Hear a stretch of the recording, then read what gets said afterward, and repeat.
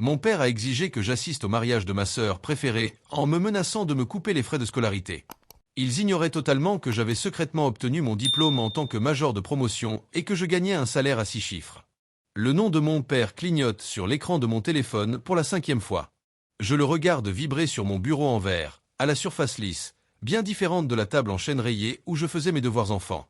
Par la fenêtre, l'horizon de Chicago brille sous le soleil de l'après-midi, 5 étages plus haut et à 1300 km de la maison de campagne où j'ai appris à me faire toute petite. Je fais à nouveau glisser mon doigt sur « Ignorer ». La chaise en cuir grince lorsque je déplace mon poids, puis le téléphone se tait. 3 secondes plus tard, une notification de courrier électronique apparaît.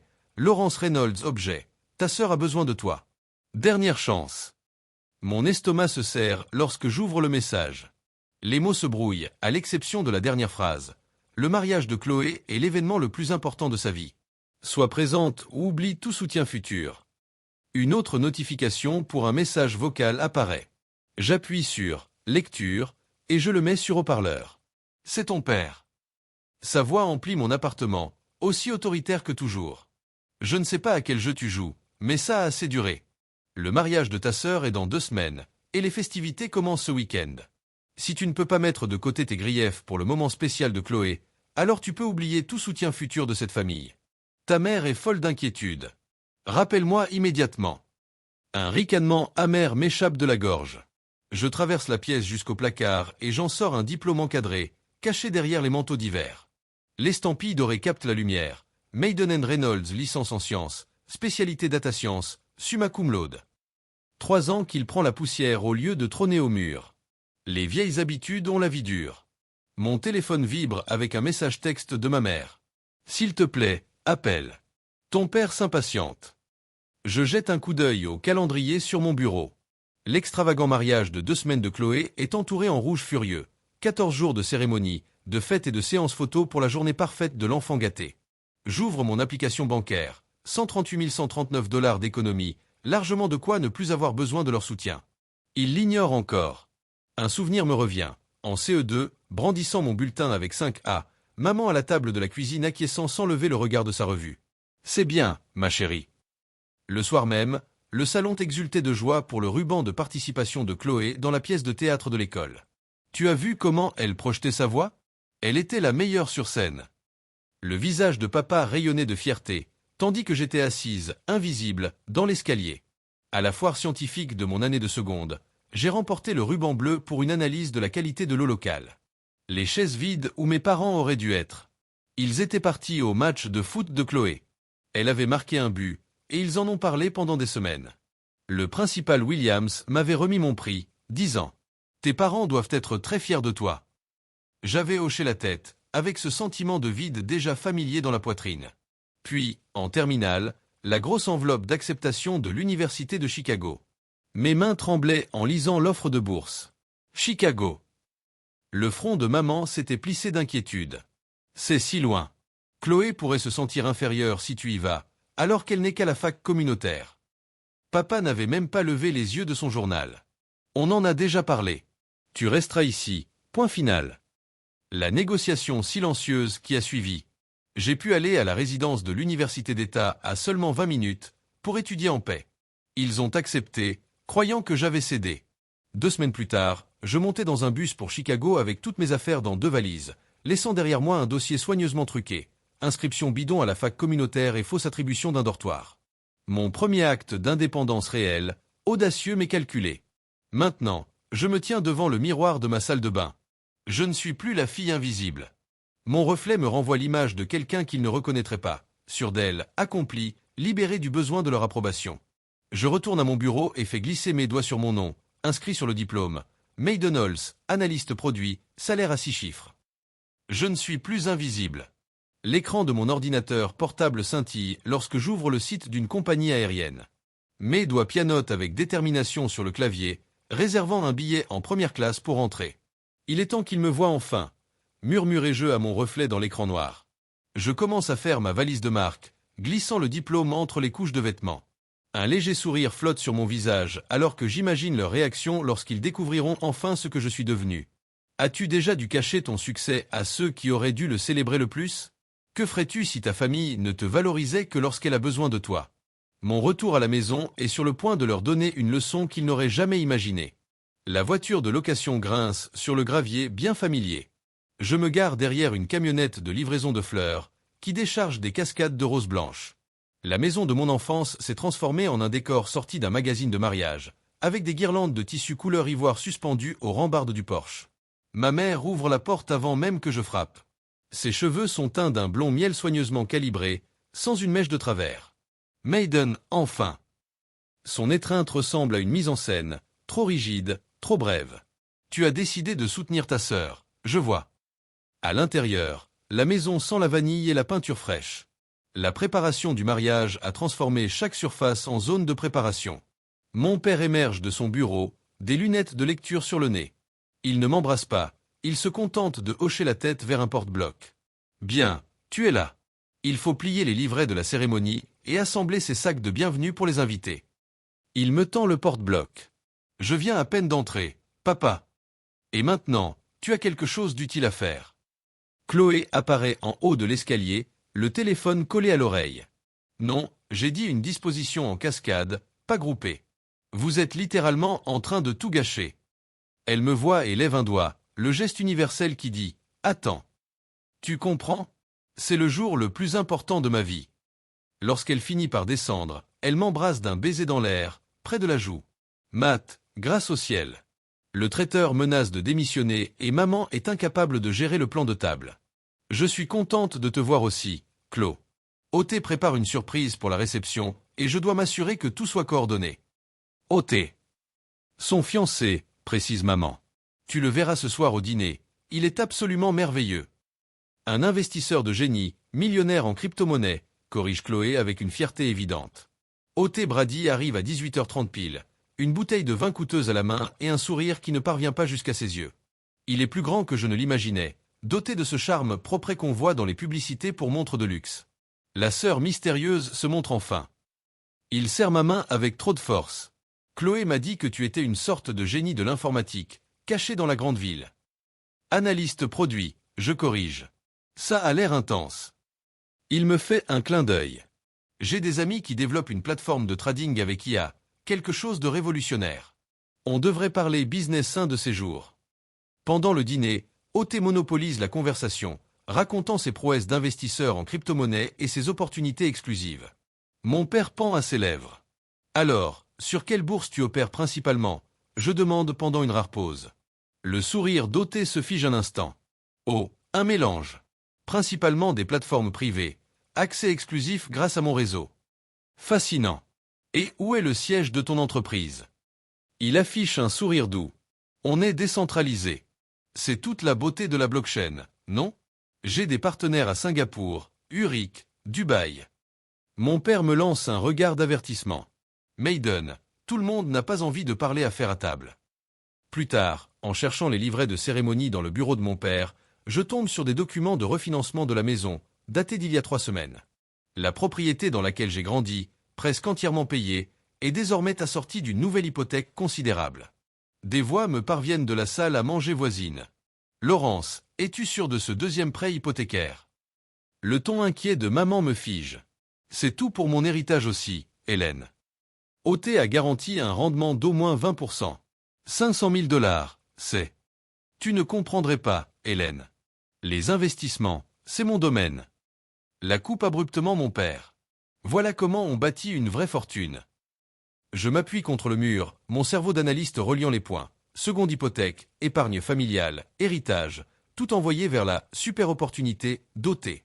C'est une escroquerie, murmure la tante Hélène, à peine audible, alors que nous sommes dans le jardin, prétendument pour admirer ses fleurs.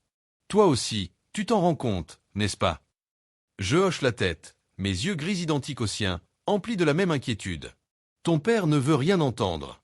Il m'a même accusé d'être jalouse de son succès. Et M. Wilson, dans la rue, a perdu 200 000 $ l'an passé dans une opportunité exclusive. Quand j'entends Oté parler, je fais le lien. Maiden, appelle une voix familière depuis la clôture. Monsieur Thomas, mon ancien professeur de sciences, me salue. J'ai suivi ta carrière. Le programme de data science de Chicago que tu as fait est l'un des meilleurs du pays. Mon cœur se serre. Comment l'avez-vous su? Contrairement à tes parents, certains ont fait attention. La tante Hélène me tapote la main. Pour la première fois depuis mon arrivée, je me sens vu. Papa, maman, il faut qu'on parle d'Oté. Nous sommes dans le salon, ce soir-là. Qu'est-ce qu'il a? Demande mon père sans lever les yeux de son journal. J'ai relevé des incohérences dans ses prétentions d'investissement. Sa façon de décrire ses placements en crypto ne correspond pas du tout à la réalité des marchés. Maman pousse un soupir dramatique. Honnêtement, Maiden, tu as toujours été jalouse du bonheur de ta sœur. Ce n'est pas de la jalousie. Ces arguments ne tiennent pas la route sur le plan mathématique. Mon père finit par me regarder. Son expression s'est durcie. Tu ne comprends pas les affaires à ce niveau, Maiden. Tout ne se résume pas à tes petits tableaux Excel. La porte d'entrée s'ouvre, et Chloé entre avec Oté. Ils sentent aussitôt l'atmosphère tendue. Que se passe-t-il? Demande Chloé. Ta sœur a des doutes sur les affaires d'Oté. Le visage de Chloé se décompose. Sérieusement? Tu débarques après tant d'années, et dès ton arrivée, tu essaies de gâcher ce qu'il y a de mieux dans ma vie. Des larmes coulent sur ses joues. Tu as toujours été jalouse de moi. Jalouse. Le mot me fait bondir. J'essaie de te protéger. En évitant tous mes préparatifs et en accusant Oté de je ne sais quoi? Tu ne supportes pas que j'ai trouvé quelqu'un d'incroyable tandis que tu vis seul à Chicago, faisant je ne sais quel job ennuyeux pour payer tes factures. Je ravale la vérité sur mon « job ennuyeux » qui paie le double de tout ce qu'elle a pu gagner.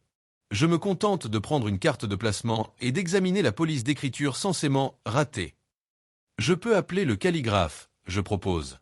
Papa l'a déjà fait. Chloé essuie ses larmes. Au moins, lui, il me soutient. Le salon tombe dans un silence de plomb lorsque je termine de présenter mes preuves.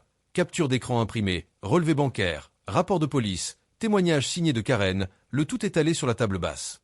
C'est clairement un problème d'usurpation d'identité, insiste Oté, le visage vissé dans un sourire poli qui ne me rassure pas. Vous savez, j'ai une tête commune. Les gens me confondent souvent. 3 femmes dans 3 états différents, je réplique. Tout avec la même histoire. Un homme répondant à ta description, utilisant des noms similaires, disparaissant avec leur argent juste avant le mariage. Maiden. Le ton de mon père est sans appel. C'est absurde. Papa, regarde les photos. Je lui tends l'une d'elles.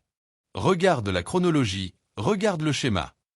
Je n'ai jamais vu cette femme de ma vie, dit Oté en désignant la déclaration de Karen. Chloé se lève en colère. Je ne peux pas croire que tu aies fait tout ça pour gâcher mon bonheur. Les larmes coulent encore. Tu as toujours été jalouse de moi. Jalouse. Je secoue la tête. Je veux juste te protéger. En piégeant mon fiancé avec tes mensonges. Chloé arrache les papiers sur la table et les froisse. La deuxième hypothèque. Le fonds de retraite. L'héritage de maman. Tout est parti dans son opportunité d'investissement. Vous ne voyez pas la supercherie? Ça suffit, tonne mon père, le visage en feu. Tu vas quitter la maison, tout de suite. Oté pose une main compatissante sur l'épaule de mon père. Laurence, c'est bon. Elle est juste inquiète pour sa sœur. Elle se trompe, mais c'est bien intentionné. Son empathie feinte me donne des frissons. Non, je ne partirai pas. Je me tiens droite, pleine de cette nouvelle assurance. Un silence pèse sur la pièce. Qu'est-ce que tu racontes? Demande maman. Je n'ai jamais été à la fac communautaire. La vérité jaillit, après tant d'années de dissimulation. J'ai été diplômé majeur de promo de l'Université de Chicago il y a 3 ans. Je suis analyste produit chez Fusion, je gagne un salaire à 6 chiffres, je me suis débrouillé seul depuis mes 18 ans.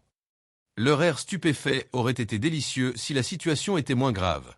C'est impossible, balbutie mon père. Ça l'est. Je sors ma carte professionnelle de mon portefeuille. Vérifie mon profil LinkedIn, appelle mon bureau. Depuis des années, je suis une autre personne, tandis que vous étiez trop occupé à glorifier votre enfant d'or pour vous en rendre compte. Chloé se rassoit, comme sonnée, hésitant entre surprise et incrédulité. Et maintenant, dis-je, je vous laisse une chance. Votre dernière chance de voir la vérité, avant qu'il ne soit trop tard. Je rassemble mes preuves dispersées, reconstitue soigneusement mon dossier. Cet homme n'est pas celui qu'il prétend être. Le mariage est dans 5 jours. Son schéma est de disparaître 3 jours avant la cérémonie, une fois qu'il a accès à tous les fonds. Un bref éclair de calcul traverse le regard d'Oté avant que son sourire de façade ne réapparaisse.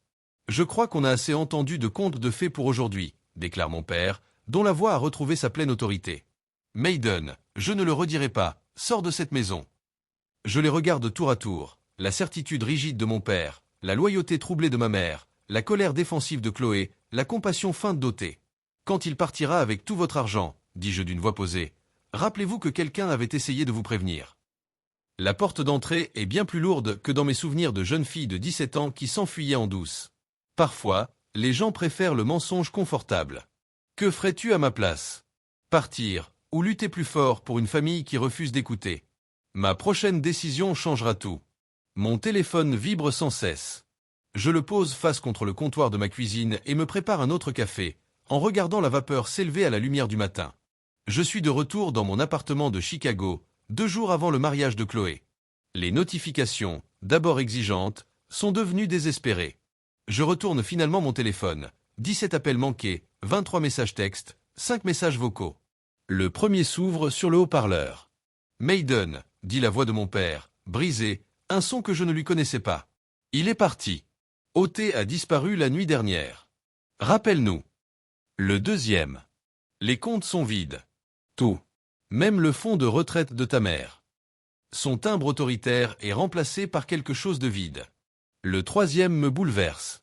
La police a dit qu'il ne pouvait pas faire grand-chose sans contrat écrit, que c'était du domaine civil. Je t'en supplie, Mad, reviens. Elle ne m'appelait plus Mad depuis que j'avais 10 ans. Le texto de Chloé clignote. Tu avais raison. Je ne t'ai pas écouté. Aide-nous, s'il te plaît. Je fais tourner mon doigt sur le rebord de ma tasse de café. De ma fenêtre au 5e étage, le lac Michigan s'étend, bleu et infini. 15 étages plus haut et à milieu de la famille qui ne me remarque qu'en cas de désastre. Ma mentor, Vivien, répond à mon deuxième appel. Tu as l'air inquiète, dit-elle sans préambule. Il me croit enfin au sujet d'Oté. Maintenant qu'il est parti avec leur argent, ils veulent mon aide. Un silence, où se glissent 2 années de sagesse. Vivien m'a aidé à bâtir ma carrière, alors que mes propres parents n'ont même pas assisté à ma remise de diplôme. Que envisages-tu? Finit-elle par demander. Je colle mon front contre la vitre froide. Je ne sais pas encore. Les limites ne sont pas des murs, Maiden, mais des portes que tu contrôles. Après avoir raccroché, je réserve un autre vol pour rentrer. Pour la 2e fois ce mois-ci. La différence, c'est que cette fois, je ne prends que de quoi tenir 3 jours.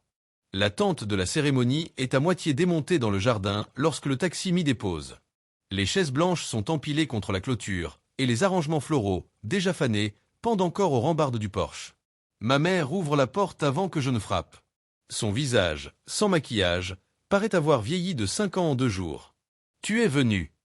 Ses bras s'avancent pour une étreinte qui n'arrive pas. Je n'entre pas. Mon père fait les 100 pas dans le salon, le téléphone collé à l'oreille. Il raccroche en me voyant. Son regard tombe sur mon sac de marque, puis sur la montre à mon poignet. On se disait que peut-être tu pourrais aider avec. Il s'éclaircit la gorge. Un peu d'argent, le temps qu'on se retourne. Les Henderson vont se poser des questions. Ma mère se tord les mains. Et le comité du club de golf, ton père est trésorier. Chloé est recroquevillée sur le canapé, en pantalon de survêtement et un vieux t-shirt de mon lycée, déniché dans mon ancienne chambre. Ses yeux sont bouffis. Si j'avais été plus compréhensive, je t'aurais écouté. Sa voix est terne, vidée de son mordant habituel. Mais tu as disparu quand j'avais le plus besoin de toi. Tu le fais toujours. Je dépose mon sac sur la table basse et enlève mon manteau. Le salon me paraît plus petit qu'avant. Les murs exhibent toujours les trophées de danse de Chloé, pas un seul de mes prix. Je peux vous aider pour certaines choses, dis-je, la voix ferme. Pas pour tout. Mon père se redresse. Maiden, en tant que ton père, je peux vous aider à porter plainte correctement, contacter un collègue spécialisé dans les fraudes financières, vous mettre en relation avec un avocat rompu à ces cas. Je compte sur mes doigts. Mais je ne peux pas remplacer l'argent que vous avez perdu. Le silence tombe, lourd. Mais, commence maman. Je gagne 6 chiffres, j'ai des économies considérables, et je ne mettrai pas ma stabilité financière en péril pour payer les pots cassés d'une situation contre laquelle je vous avais explicitement mis en garde. Le visage de mon père se colore de colère. Cette famille t'a soutenu toute ta vie.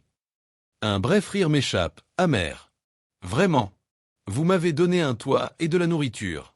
C'est le minimum légal, papa. Chloé, tu te lèves pour dire que je vais vous abandonner maintenant que j'ai eu raison? Est-ce tout ce qui compte pour toi? Avoir raison. Je la regarde fermement. Ce qui compte, c'est d'être respecté, écouté. J'expire lentement. Ils ont besoin de moi, mais ne m'ont jamais vraiment voulu. Il y a une différence. Tu peux être si froide, gémit maman. J'ai appris des meilleurs, lâchai-je avant de pouvoir me retenir. Pour la première fois, ils me regardent pour de vrai, plus à travers moi ni au-delà, mais vraiment moi. La femme qui s'est construite sans leur concours. Ils ont besoin de moi, mais ne m'ont pas voulu. Voici mes limites, dis-je d'une voix basse. Je vous aiderai à gérer les démarches légales. Je resterai 3 jours. Je ne viderai pas mon compte épargne et je ne signerai pas de prêt conjoint. Ce sont mes conditions. Mon père se met à parler, s'arrête, puis recommence. Depuis quand es-tu devenu cette personne? Depuis que vous ne regardiez plus. Sommes-nous tenus d'aider la famille, même lorsqu'elle nous a maltraités? Ou fixer des limites est-il un acte de respect envers soi-même? Quelles conditions fixerais-tu avant d'aider ceux qui ne se tournent vers toi qu'en cas de crise? Mon père fait les 100 pas dans le salon, chaque pas résonnant de son autorité. En tant que chef de cette famille, j'ai toujours pris les décisions dans l'intérêt de tous. Il s'arrête, me fait face. La situation exige un front uni. Je m'installe sur le canapé où j'avais l'habitude de me perdre dans mes livres, souhaitant disparaître. Plus maintenant. Maman tripote son alliance, la faisant teinter contre ses doigts. Le sang est plus épais que l'eau, Maiden. Tu comprends cela à présent, non? Le poids de leurs attentes pèse sur moi. Tu as toujours cru que tu valais mieux, lâche Chloé, la voix cassée et les joues ravagées de larmes et de mascara. Parfaite Maiden, avec ton travail de citadine et ta vie prétendument brillante, pendant que Je regarde ma montre, déjà 27 minutes que ça dure, leur stratégie coordonnée de pression, de culpabilité, pour me faire plier comme une poupée de papier. Petite, j'avais les vêtements déchirés, et Chloé avait toutes les jolies tenues. Quand j'avais 8 ans, dis-je calmement, j'ai remporté le concours d'orthographe du district. Vous m'avez dit que vous ne pouviez pas venir parce que papa avait une réunion importante. Vous êtes finalement allé dîner pour fêter le ruban de participation de Chloé à la journée sportive. Le salon est plongé dans un silence pesant. En seconde, mon projet sur le ruissellement agricole a été récompensé à l'échelle de l'État. La remise des prix était la même soirée que le concert de chorale de Chloé, où elle chantait au dernier rang. Vous avez choisi le concert. Maman baisse les yeux sur ses genoux. Ma remise de diplôme du lycée. Vous êtes parti juste après, pour aider Chloé à se préparer pour son bal. Elle avait besoin d'assistance pour sa coiffure. Noël 2020, je leur ai offert des cadeaux personnalisés, soigneusement pensés, basés sur nos conversations de l'année. Ils m'ont offert une carte cadeau générique, avec mon prénom mal orthographié. La porte d'entrée s'ouvre avec un grincement. La tante Hélène se tient dans l'embrasure, agrippant son sac à main comme un bouclier. J'ai tout vu, dit-elle, la voix tremblante mais résolue. Chaque spectacle manqué, chaque réussite minimisée. J'ai vu cet enfant se ratatiner pendant que vous couvriez l'autre de louanges. Le visage de mon père se colore. C'est un problème familial, Hélène. Je fais partie de la famille, rétorque ma tante. Il faut bien que quelqu'un dise tout haut ce qui se passait dans cette maison. Je me lève du canapé, occupant l'espace pour la première fois. Je vais vous aider pour la maison. Ma voix emplit la pièce. Je paierai la 2e hypothèque. Je ferai en sorte que vos dettes de carte de crédit soient consolidées. La surprise se lit sur leur visage, remplacée aussitôt par un soulagement hésitant. Mais je ne couvrirai pas votre réputation. Je ne mentirai pas aux voisins en prétendant que Chloé n'a pas été escroquée par cet homme. Je ne vous aiderai pas à sauver la face. Je ne participerai à aucune fête de charité où vous me présenteriez comme la fille parfaite venue réparer vos erreurs. La mâchoire de mon père se serre. Tu ne donnes pas d'ordre dans ma maison. Si, quand c'est moi qui fournis les moyens de la sauver. Les mots résonnent, étrangement puissants. Ce n'est pas de la charité, proteste maman. Non, en effet. La charité n'exige pas de conditions. Celle-ci, si.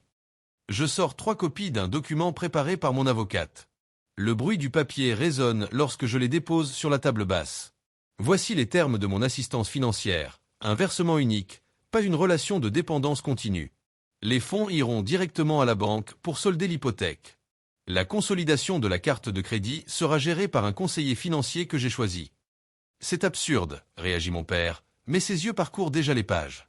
La 2e page est une reconnaissance, j'ajoute. Elle précise que vous avez pendant des années favorisé une enfant au détriment de l'autre, créant un environnement de négligence affective. Maman pousse un cri étranglé. Jamais je ne signerai ça. Alors je m'en vais, et vous expliquerai à la banque pourquoi vous ne pouvez pas payer la prochaine mensualité. Un lourd silence. Chloé, immobile, observe les papiers. Mon père enfile ses lunettes, la main tremblante. Nous avons fait de notre mieux. Votre mieux était fortement biaisé. Les mots tombent, sans rancune, seulement teintés de vérité. 10 minutes plus tard, 3 signatures marquent la page. J'envoie un texto à mon conseiller financier pour qu'il lance la procédure.